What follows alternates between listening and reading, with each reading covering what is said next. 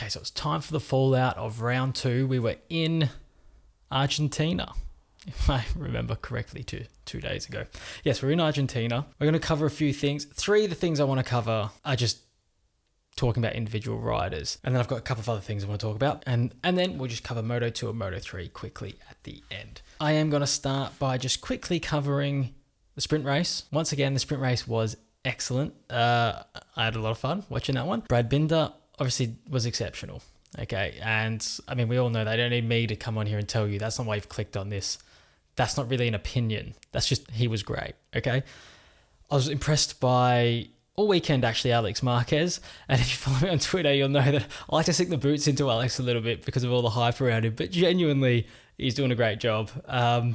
Still going to be 7th Ducati at the end of the season though, I think, but we'll see how we go. I like to think I've manifested that by just being that critical of him, all tongue-in-cheek, obviously. Incredible by Binder, but sprint races are working and doing what Dorna wanted them to do. They're really entertaining, and Saturdays are loads of fun. Into a bit more depth now as we get into, there's 3 riders I really want to talk about. Like last week, obviously there's loads of good and bad performances. Don't have time here to mention every single thing that happened, but the 3 riders I want to talk about are Marco Bezzecchi, Pecco Bagnaia, and Frankie Morbidelli. Bez, I just thought was brilliant. I thought it was sensational all weekend, and for me there was still a bit of a question mark at the start of the season. Not a question mark, but it was still kind of a coin toss for me between him and Marini. But I think he's all but put that to bed now. I mean, Marini, again, it's only because Bez was so good, but Marini had a good weekend by satellite Ducati standards. He had a good result in the sprint, and obviously with a wet race on the Sunday, it's hard to judge where everybody's kind of, sometimes some guys are just better in the wet than others, stuff like that. So I think by all standards, I think he had a good weekend, but Bez looks a little bit of a, look, let's not get carried away. We talk about early rounds and knee-jerk reactions. We could get carried away. He could still just go on and have a season just level pegging the rest of the season with Marini. And I think that is a possibility. But if you're taking that performance that weekend on its own, is looking very, very good for him. And it is good just to see the VR46 team doing really well, because I think they look a well-run team. They look a good unit. And I've quite enjoyed watching the celebration and stuff. So hopefully, long may it continue for the rest of the season. Second rider was Pecco. Now, instant reaction to the Pecco crash on Sunday was probably similar to, I don't know, I watched the BT Sports telecast, and Neil Hodgson was obviously said what I was kind of thinking at the time. So I don't want to be like Hodges jumped the gun there, but he said something similar to what I was thinking at the time, in that he was like, what's he doing? Kind of, we thought he'd got that out of his system, blah, blah, blah, all that stuff. I was feeling the same way initially, but now that I've thought about it a little bit, I'm like, can you really put that label back on him? And I know he could have just sat behind Marquez, but riding in the wet is kind of a feel thing. So if you're feeling like you could accelerate a bit earlier, you can go through that corner a little bit faster for a couple of laps, you can brake a bit later because you're starting to feel a bit more grip. Maybe you'll just go and do that. And it sort of looked like, initial reaction was, it looked like he thought, I'm going to actually go here. I'm going to go after this race a little bit, when he didn't have to, because the titles is his to lose, because who's going to put a sustained effort in against him, And instead he's just thrown away 20 points, right? So the initial reaction there is obviously he's back to that way. He's done it again. We thought they got that out of his system. What's he doing? But I think in the wet, I'm going to be inclined to give him a pass on that, because sometimes, like I said, it is a feel thing when you're riding in the wet. So it's like maybe he just felt like he had that little bit more, and he didn't feel like probably he was taking a risk. Like if he was to just go and try and chase Bez in the dry in that situation, and then he dropped it, I'd be like, well, what are you doing? Think. But in the wet, he may have felt like he was fully in control until he wasn't. I don't know. Tell me what you think. Is this going to be the start of a new Pecco has to drop? Like, he has to do this to himself in the early rounds? It's like a team that, like in football, that has to concede before they start switching it on, Does he need to do that? Because he didn't have to do it last week. And I think if all things being considered, if it was just a fully dry weekend in the sun, not sure he does that. I'm not sure he drops that bike there. Anyway. And then the last rider I want to talk about is Frankie Morbidelli. Now, let's not get too excited here, everybody, because it feels good watching Frankie at the front. But I'm trying to temper my excitement here. The only thing I will say with Frankie is like, is he back? Is he not? Blah, blah, blah. The thing that I think maybe The one thing that I think, obviously you need to see it again. You need to see it consistently. I'm not going to be like, oh, Frankie's back. Who could be shit next race? Who knows? But the only thing that gives me a little bit of hope with it, and I'm going to choose to cling on to this bit of hope, is that he wasn't just like quick in one qualifying session, or he didn't just hang on in the sprint because it was short. He had that pace for like that fourth place kind of pace sustained for qualifying, sprint and full race distance. So it's not as flash in the pan as it might suggest, but again, come on, Frankie. I'm trying not to get too excited, but I just really like the guy. He just seems like a nice man, and I want him to do well. So let's see how he goes. I hope he's back. Something that I spoke about last week, and unfortunately, I don't think I have a different answer to last week, and that is the question of whether or not KTM is actually good. And once again, I just don't know. You'd think that this would answer the thing. They've had a win in a race win, well, a sprint race win, and a good performance by Jack on the Sunday, sorry. But we know Jack generally is quite good in the wet, so wet race, we don't know if that's actually he would have done that in the dry or not. And then they were nowhere in practice and they were nowhere in qualifying. So that lack of outright pace leads me to think that they just somehow, Binder got something really right on Saturday. And look, he was probably fifth by the first corner. So if let's say he didn't get that amazing start and he comes through that first corner and he came up the inside and beautifully just sort of just cut through him and no one else, he just went straight through. So if say he came out of the last corner in 10th, does he have the pace to climb up through the field there? I'm not saying to first, but even to like fourth or fifth? Or was it like he got so far in and then had a bit of pace on those guys early phases, checked out a little bit, and then obviously Bez started to bring him back? Yeah, if he comes out of that first corner 11th or 12th, does he end up 6th or 7th? I'd like to. He was quite quick, but it's so tight in those sprint races. It's like one lead group, so maybe not. So I'm not sure that's definitely them being like, we've got an amazing race bike. And then Jack's Sunday performance, and I do think Binder probably would have been up around where Jack was in the finish if he didn't get taken out early in the race. But Jack's performance is very much it's Jack in the wet. He's decent in those conditions. So yeah, I just don't know where KTM's at still. I have no clue where KTM is at still. Can someone tell me? Because I just can't figure him out. I just cannot figure him out because they were just slow on outright pace, good in the races. So, but I don't know if it's genuine race pace or if it's just circumstantial how they ended up where they did. Okay, another big thing and something that's always going to get people talking here is the stewarding and the penalties system we're seeing handed out. Okay, the main one there is the Fabio one where he's been quite critical of the stewarding. Obviously, after he got hit by Taka, got sent off the track from the contact, comes back on, has to rejoin deep in the field and manages to work his way up to a decent position. It's the exact kind of incident that we saw.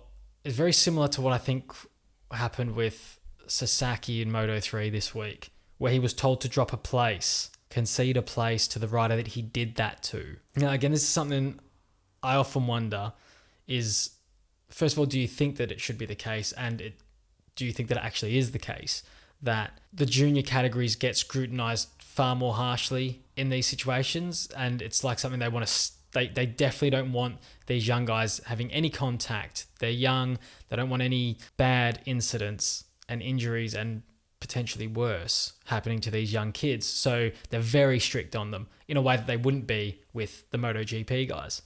That could be the case. And then obviously with Nakagami's one, you can't really ask him, if he concedes a place, in that big group, in that big pack on the first lap, he's not even conceding the place to the guy that he hit because he sent him all the way to the back. So I'm wondering if they're going, well, we don't want to punish that with a long lap, but we also can't tell him to concede that place because, what's the point? Or he's not at least going to be able to concede it to the rider that he hit. And if he does concede it, riders are just going everywhere in those early laps. You have to wait for the race to settle down 5 laps down the road and then go, okay, now drop a place to just somebody else. Taka's not been cited for that contact.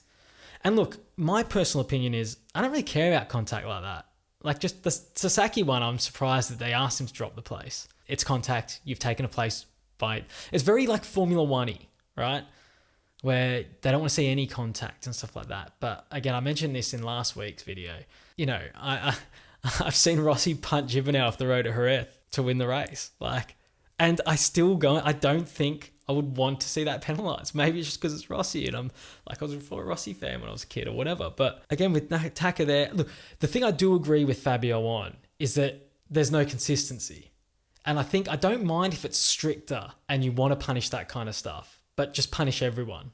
And then I don't mind if it's lenient and you let that stuff go, then let it go. And I don't think necessarily, from what we've seen, it doesn't necessarily create... I mean, would it create less incidences if they were stricter on it? I don't know.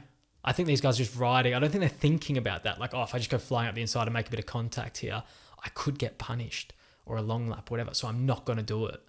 I think they're going for it anyway. So I don't know, just a bit of food for thought there on the stewards and on the way the penalties are applied. Because there's not consistency between the classes, which I don't necessarily have an issue with, because obviously maybe they want to be stricter on junior riders so that they don't take as many stupid risks with their inexperience and things like that. So maybe that has something to do with it. But with Nakagami's one, I think you see similar stuff could happen, and someone would get a penalty for it in MotoGP. And go back and read Fabio's comments there, because I don't disagree with him necessarily. Not that I think that should be a penalty what happened in that case, but it sometimes is given as a penalty. So why is it not on this occasion? It's all very confusing. I just want the consistency. We just want consistency, not only for us but for the riders. It's easier for us to watch, easier for them to judge how they're going to approach the race. Okay, now MotoGP's done now.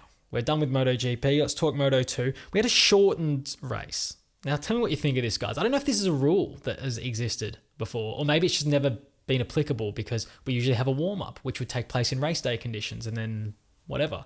If this is a new thing. The race was shortened to 14 laps from, it was going to be 20-something. I don't know. I was pretty annoyed at this at the time because the reasoning was because they haven't had running in those conditions, we've shortened the race because they haven't had a chance to practice in it or whatever. But I'm struggling to see the part where from lap 15 onwards, they're at more risk from not having practiced in those conditions than they were from lap 1 to 14. If they weren't safe to go from 15 to 20 or 21 or whatever, why were they safe to go from 1 to 14? Doesn't make any sense to me. But anyway, Tony Arbolino was fantastic. He was going to win the race no matter how many laps it was. Lopez and Dixon were really good. I thought Lopez was very exciting, as he always is. And Jake Dixon, I thought, was really good again. Okay, so he's showing a bit of something there. I think that's his level, though. I don't know if he necessarily looks like he's going to be quick enough to beat these guys on pace. He might beat them on the day if things go his way. But I think his championship position is going to be very dependent on the fact that he can keep the consistency going in these sort of third, fourth positions. Like I said, I don't know if he has the pace to go with these top outright guys. But I think he could put together a really strong run this season if he can keep this sort of thing going. Lopez is firecracker. He could do anything on any day. Arbolino looks like a nice balance of the two, I think. And I think he really could be a big threat to Pedro, who really struggled. Now, you're not going to get that many races where conditions are that variable throughout the season. So I think on a dry day, on a normal circuit, on a dry day and whatever, all things being equal, I think Acosta's still going to have the measure because I think he's just a little bit better. But Acosta, that's something they'll think about because sometimes these guys, especially these young Spanish lads and stuff, they'll come in and they've got this outright pace. And then as soon as conditions aren't just right, they've been riding around in the south of Spain and stuff, as soon as a bit of rain or whatever, some of them can struggle a little bit. And Acosta, I wasn't sure how we'd go here because he got beat up a little bit early on in the early laps. He really got beat up. There was blood in the water. The sharks were circling. So they really went at him. He never recovered from it after that, from those early laps, and had to just bring it home I think he just scored a couple of points in the end. But really a good race, despite the fact it was shortened, and I would have liked to have seen it go full distance. I'm not understanding what that rule is there for. And then curiously, the Moto3 race wasn't shortened. I don't know if they'd had a practice session in mixed conditions earlier in the weekend. Possibly that's why theirs wasn't shortened. But another really entertaining race. Suzuki's just done something that you just don't really do in Moto3, and he checked out by a lot. Could have got off and walked with about a lap to go there, I think. It was good to see the substitute riders do really well. I mean, poor old Joel Kelso's watching at home, and the lad in his seat has just gone and had an absolute blinder. We'll talk about what happened at the end in just a sec.